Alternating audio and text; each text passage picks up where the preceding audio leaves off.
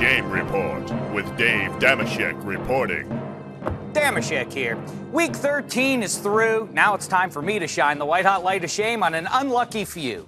Just remember, players and coaches, don't get angry at me if I call your name. Ultimately, I didn't put you on this list. You put you on this list. Let it begin!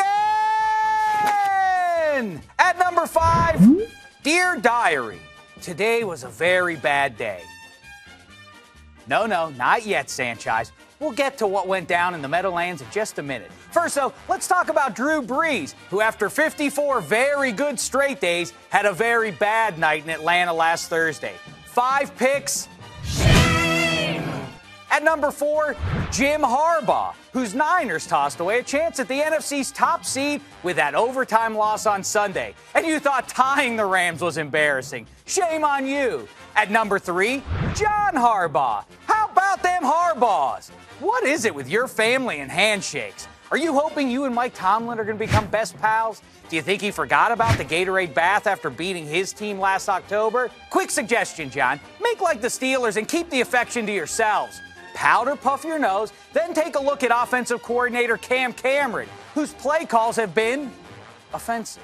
I know there's a preponderance of evidence mounting against Joe Flacco, who at this point may not be the 4th best quarterback in the AFC North, but the 5th. Who's really to blame, though? I'm going to go with the guy calling the plays. He watched Ray Rice do this in the 3rd quarter and responded by giving Rice the ball 0 times in the 4th. Ignoring Rice in favor of Flacco is like ignoring a college powerhouse, let's say Georgia, in favor of a team like, I don't know, Northern Illinois.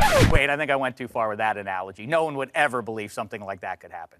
Never mind. Let's just move on to this week's Get Out of Shame Free card, which goes to the Carolina Panthers for letting their fans vote online on Sunday's coin flip. For the record, the fans got it wrong, making the Panthers an almost statistically impossible 0 for 13 on coin flips this season. But I like the spirit of it. In fact, I think it inspired the Arizona Cardinals, who've apparently taken fan involvement to the next level by starting some guy they found in the stands named Ryan Lindley at quarterback. Good for you, Cardinals. That's fun. Now, back to the shameful. At number 2, the Arizona Cardinals. Forget what I just said. You're wasting the career of arguably the 2nd greatest receiver in NFL history.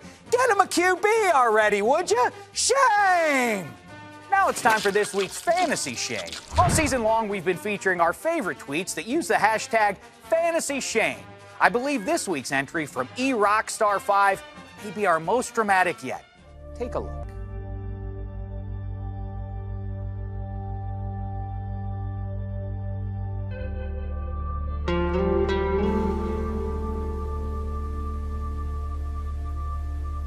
Shame.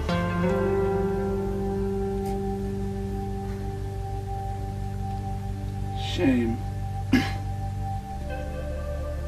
Shame. Powerful stuff.